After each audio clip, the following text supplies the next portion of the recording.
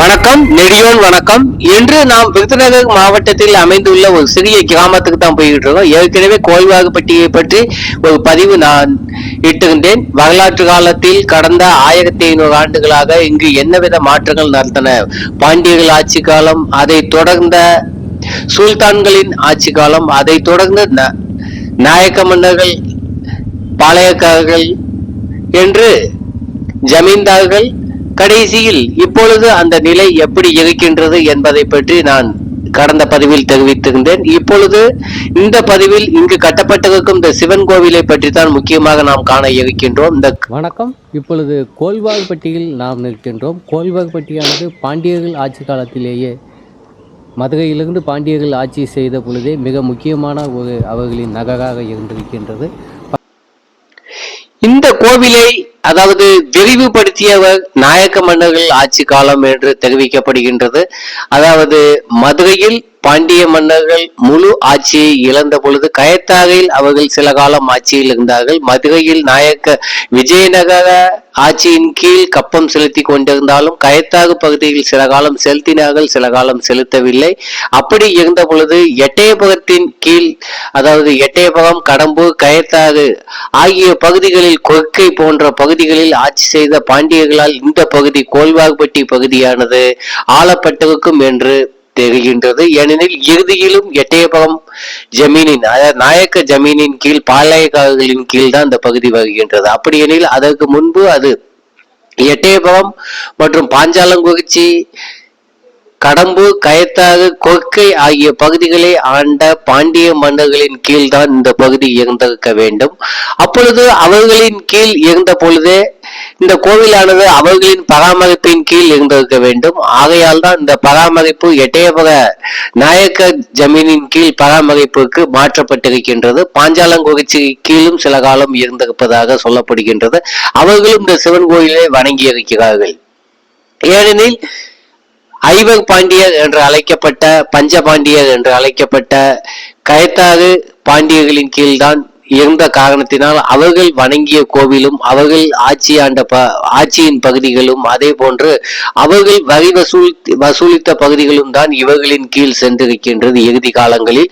அதாவது இவர் விஸ்வநாத நாயக்கர், இவர் விஜயநகர படைத்தளபதியாக இங்கு வந்த பிறகு இங்கு ஆட்சியை அவர் கைப்பற்றி கொண்டார். அதன் பிறகு இந்த பகுதியில் அவர் விஜயநகர பகுதிகளிலிருந்து ஏராளமான மக்களை வெற்றியடைந்த பிறகு இங்கு வந்து குடியேற்றினார். அதை வெட்டும் பெருமாள் பாண்டியரை தோற்கடித்த பிறகு வெட்டும் பெருமாள் பாண்டியரை தோற்கடித்தார்கள். அதே போன்று வள்ளியூர் பாண்டியர்களின் தோற்கடிக்கப்பட்டார்கள். வேறு சில பாண்டியர்களையும் தோற்கடித்திருக்க வேண்டும். நிச்சயமாக கொற்கை பகுதியில் இருந்தவர்களையும், கயத்தாறு, அதே போன்று கயத்தாறு தான் வெட்டும் பெருமாள் பாண்டியர், திருநெல்வேலி, இதே எட்டயபுரம், பாஞ்சாலங்குறிச்சி என அனைத்து பகுதிகளிலும் ஐவர் பாண்டியர்களின் வாரிசுகள் அனைவரும் தோற்கடிக்கப்பட்டிருக்க வேண்டும். அதன் பிறகுதான் முழு ஆட்சியும் இவர்களின் கீழ் வருகின்றது. வந்த பிறகு இந்த கோவில்களும் அவர்களுக்கு வணக்கத்துக்குரிய கோவிலாக, வணங்கப்படும் கோவிலாக மாற்றமடைந்திருக்கின்றது என்பது தெளிவாக புலனாகிறது. ஏனெனில் இந்த கோவிலில் அனைத்து பாகங்களிலும் மீன் சின்னங்கள் தான் காணப்படுகின்றன. ஆனால் இங்கு உள்ள கல்வெட்டுக்களின்படி, அதாவது சிவன் அமைந்திருக்கும் ஆலயத்துக்கு பிற்பகுதியில், அதாவது மூலவர் உள்ள பகுதியின் பிற்பகுதியில் கல்வெட்டுகள் காணப்படுகின்றன. ஆனால் உடைந்த நிலையில் உள்ள கல்வெட்டுகள் இடையிடையே ஒட்டப்பட்டும் உள்ளன. அது இடிந்த நிலையில் உள்ளதை எடுத்து வைத்து கட்டினார்களா, அல்லது கட்டப்பட்ட பின் வெட்டப்பட்டதா, அல்லது ஏற்கனவே கட்டப்பட்ட கோவிலில் வெட்டப்பட்டதா என்பதை பற்றி நாம் தெளிவாக தெரியவில்லை. ஆனால் இந்த கோவிலானது பலமுறை வெள்ளத்தால் பாதிக்கப்பட்டிருக்கின்றது. அண்மைய காலத்தில் கூட மிகப்பெரிய வெள்ளத்தின் காரணமாக, பாதிக்கப்பட்டதின் காரணமாகத்தான் 1980களின் பிற்பகுதியில் இங்கு அணைக்கட்டானது கட்டப்பட்டது. மிகப்பெரிய வெள்ளம் ஏற்பட்டது. கடந்த சில ஆண்டுகளுக்கு முன்பு கூட 2 ஆண்டுகள் மிகப்பெரிய வெள்ளப்பெருக்குத்தான் ஏற்பட்டது. ஆனால் மிகப்பெரிய அணை கட்டப்பட்டதால் இந்த கோவிலானது இந்த பகுதியும் பாதுகாக்கப்பட்டது. இல்லையெனில் மிகப்பெரிய வெள்ளம் ஏற்பட்டிருக்கும். இந்த பகுதிகளில், அதாவது கோல்வாகுப்பட்டி, பாவாலி, செங்குடி, அதே போன்று வெம்பக்கோட்டை, சாத்தூர், எருக்கன்குடி, எட்டயபுரம், நாகலாபுரம், பாலவந்தத்தம், அருப்புக்கோட்டை என கௌசிகா, அர்ஜுனா, வைப்பாறு போன்ற ஆறுகள் கடந்து செல்லும் பகுதியில் பாண்டியர்களுக்கு நிறைய இடங்களில் படை முகாம்கள் இருந்திருக்கின்றன, கோட்டைகள் இருந்திருக்கின்றன. அவர்களின் வழியினர் ஆண்டு கொண்டிருந்திருக்கிறார்கள் அந்த காலங்களில். ஆனால் பாண்டியர்களிடமிருந்து ஆட்சி மாறிய பொழுது இந்த பகுதிகள் சிறிது சிறிதாக நாயக்க மன்னர்களின் கட்டுப்பாட்டின் கீழ் வந்திருக்கின்றது. அப்பொழுது சில ஜமீன்கள் தமிழ் வழியினருக்காக தரப்பட்டிருக்கின்றது, பாண்டிய வழியினருக்காக. ஆனால் பல ஜமீன்கள் அவர்களுக்கு தரப்படவில்லை. இவர்கள் நேரடியாக அங்கிருந்து மக்களை கொண்டு வந்து குடியேற்றி ஆட்சி அமைத்ததன் காரணமாக அவர்கள் ஆட்சியை அங்கு தொடர்ந்து இருக்கிறார்கள். அப்படித்தான் தேசிய நெடுஞ்சாலை 44க்கு கிழக்கு புறமாக உள்ள பெரும் பகுதி நாயக்க மன்னர்களின் கட்டுப்பாட்டின் கீழ் செல்கின்றது. குறிப்பாக பாஞ்சாலங்குறிச்சி, எட்டயபுரம், நாகலாபுரம், இந்த கோல்வாக்பட்டி என பல பகுதிகளிலும் அவர்களின் நேரடி ஆட்சியின் கீழ் வருகின்றது. அதற்கு முன்பு நிச்சயமாக பாண்டிய மன்னர்கள் தான் ஆட்சி செலுத்தியிருக்க வேண்டும் என்று இந்த பஞ்ச பாண்டியர்கள் கயத்தாகு பாண்டியர்களின் வெட்டும் பெருமாள் பாண்டியர் வீழ்த்தப்பட்ட வரலாறோடு தொடர்பு படுத்தி நாம் அதன் வரலாறையும் சற்று ஆராய்ந்து பார்த்தால் நமக்கு கிடைக்கும் தகவல் அப்படித்தான் இருக்கின்றது. இறுதியில் இங்கு கண்டப்ப நாயக்கர் என்ற ஒரு அதாவது எட்டயபுரத்தை ஆன்ற ஜமீன் இங்கு பராமரிப்பு பணிகள் செய்ததாக சொல்லப்படுகின்றது. அவரும் இங்கு வந்து வணங்கியதாகவும் அவர்களுக்கு குலதெய்வமாக வணங்கியதாகவும் சொல்லப்படுகின்றது. முக்கியமான சிவன் கோயிலாக வணங்கியிருக்கிறார். அவர் குழந்தை இல்லாத காரணத்தால் இங்கு வந்து வணங்கி சென்றதாக, அதன் பிறகு அவர் குழந்தை பெற்றதாகவும் இங்கு உள்ள கல்வெட்டுகளின் வாயிலாக தெரிய வருகின்றது. இங்கு உள்ள கல்வெட்டு பிற்காலத்தில் வெட்டப்பட்ட கல்வெட்டாக தெரிகின்றது. 12ஆம் நூற்றாண்டு கல்வெட்டாக தெரியவில்லை. அதன் எழுத்து அமைப்புகள் அவ்வாறுதான் நமக்கு உள்ள செய்தி புலப்படுத்துகின்றது. அதே போன்று இந்த கோவிலுக்கு எதிரே நாம் ஏற்கனவே பார்த்தோம், நீர் மேலாண்மைக்காக பாண்டியர்கள் வெட்டிய கல்வெட்டுகள் காணப்படுகின்றன. அதே போன்று வாய்க்கால்களையும் நிறைய இந்த பகுதியில் அவர்கள் வெட்டி வைத்திருந்திருக்கிறார்கள்.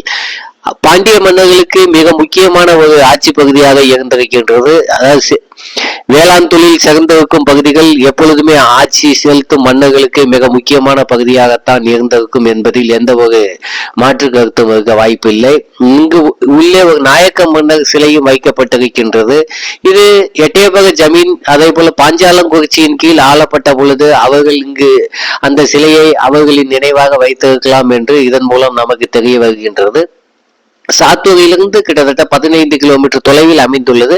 அதே போன்று எழுக்கன்குடியிலிருந்தும் 10 கிலோமீட்டர் தொலைவில், இந்த 15 கிலோமீட்டர் தொலைவில் இந்த இடமானது காணப்படுகின்றது. மீனாட்சிக்கும் உள்ளே கருவறை கட்டப்பட்டுள்ளது. அதாவது மூலவருக்கு வலது பக்கமாக மீனாட்சி அம்மனுக்கான கருவறை இங்கு காணப்படுகின்றது. இந்த கோவில் மிக அழகான ஒரு தோற்றத்துடன் காணப்படுகின்றது.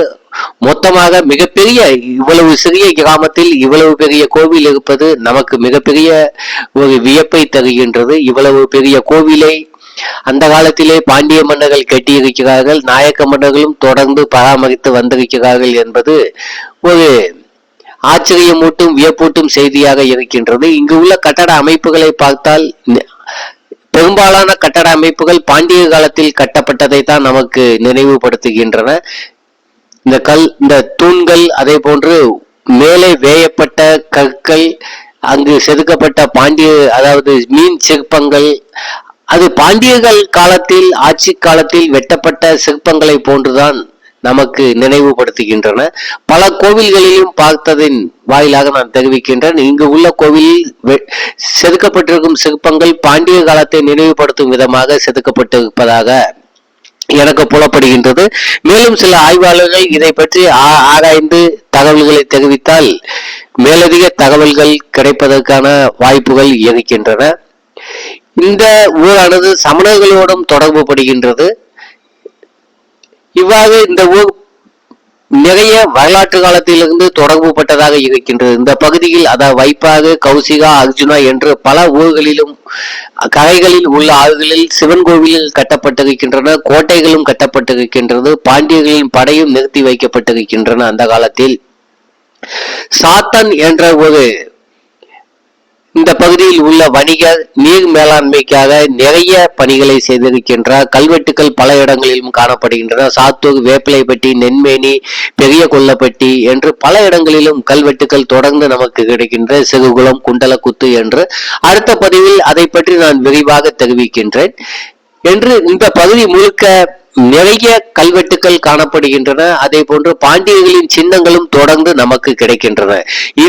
இந்த பகுதியானது மதுர உதய வளநாடு என்ற பாண்டியர்களின் ஒரு பெரிய நாட்டு பகுதிக்குள் இந்த பகுதியானது எப்பைக்குடி நாடு என்று அழைக்கப்படுகின்றது. அதே போன்று எரிஞ்சோ நாடு என்றும் அழைக்கப்பட்டிருக்கலாம். 2 பகுதிக்கும் எல்லையில் இந்த பகுதி அமைந்திருக்கும் என்று நமக்கு தெரிகின்றது. அதாவது இன்று நாம் மாவட்டம் என்று சொல்கின்றோம், அதற்கு உள் வட்டம் என்று சொல்கின்றோம் அல்லவா, அந்த ஒரு பெயர் கொண்டுதான் அதாவது வளநாடு அதற்கு கீழ் நாடு என்ற பகுதிகள் அன்று பாண்டியர்களின் ஆட்சி காலத்தில் பிரிக்கப்பட்டிருக்கின்றன.